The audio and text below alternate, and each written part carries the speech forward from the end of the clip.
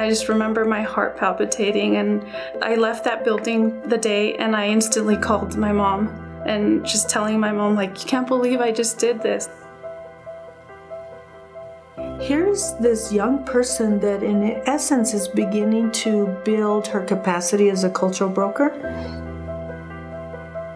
We have criteria for jobs, and oftentimes they end up being very degree orientated. I just was beside myself that I had the courage to just get up and speak. Some opportunities were not allowed just because of not having a degree. So I spoke to that in front of the commissioners. My name's Elizabeth Borrego, and I am a mom of 2. My parents are immigrants from Mexico. They came here, worked the farms for a really long time. I was the first to graduate high school out of 3 girls. I did sign up for college. I remember walking through the building. The person who was walking us through kept telling me, like, oh, this is the fee for this class. They took my picture and everything. So I did get my ID. I had access to the building. So that whole time, my dad was kind of really quiet. He was just sitting there, and I could see him just kind of like nervous a little bit. He told me that he was going to have to get a second job. I felt that I couldn't do that to him, that I needed to sacrifice going to college to be able to see him not have a second job or have to work extra hard for me again. So I just decided to withdraw, but I did keep the ID, and to this day I still have it because it's still a dream of mine to go back to college. And unfortunately, because of that, some opportunities were not allowed just because of not having a degree. There are cultural brokers who both really deeply understand the culture from which they come and also are working inside the institutions that have been built by a culture other than where they came from, and they're able to help those institutions understand their blind spots. I think for Deb Gardner, who, if you think about it, she's a Boulder County Commissioner. She's kind of at the highest level of decision-making. And decision-making that should be inclusive of all within our community. I had the passion, I had a lot of experience, and was willing to learn anything possible that I could, but wasn't able to advance in certain positions because of not having a degree. So I spoke to that in front of the commissioners.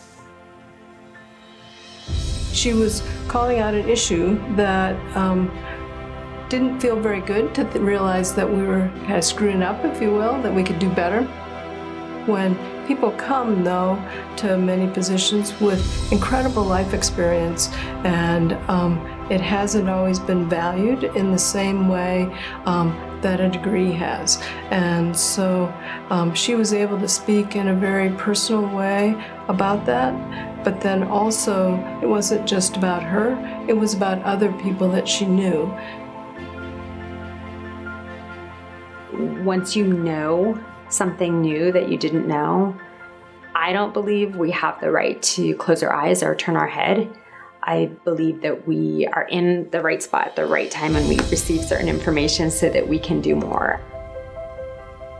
In the case of Boulder County, that is set up to serve the public, but may have been built by a majority part of the population, these cultural brokers can maybe, see a client out there that may have a similar struggle to what Elizabeth went through, and be able to immediately put their finger on that and say, actually, there is a way that we can help that person right now. We have changed our policy around, I think, at least 80 positions within the county to no longer require a degree, and that life experience that you can bring to a position is now, I think, valued in the same way or even more so. I work for the county as a part-time employee. I would have never thought that day, just speaking up, I would be presented to Chris, to Deb, to Carmen, to Martha. Like, I was just reacting at that moment. The fact that she's bilingual, she's bicultural, she has connections within the communities. Someone telling her that that is an asset, you are valuable. Without that voice at the table when decisions are being made, we're not going to make the best decisions. The challenge for Latino bilingual cultural brokers is to do like Elizabeth did, like stand up and use your voice to share your story so that we can do better. And the other track of institutions or organizations or local government is now you know, and so now you have to do better.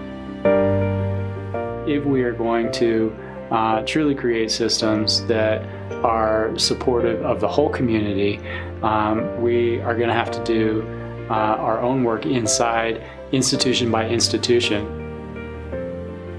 We need to recognize, we need to invest, and we need to support and retain people like Elizabeth because they are so crucial to being that bridge, in her case, especially the Latino community. Boulder County itself, who's creating right now cultural broker training as a pilot project so that we can answer that call, because now we've got people who are saying, okay, what is that toolkit, or what's the certificate look like, and that's going to be designed now by the county. Our hope is that if we can start doing bilingual, bicultural successfully, then it really opens us up and creates the stage so that we can then become multicultural and multilingual. There's not a lot of people that understand me or understand the struggles, but it feels good to know that there's a bigger picture and that everyone's kind of fighting their own battle in their own department or where they work at. I would just like the work to continue and for action to happen from what everything's being talked about.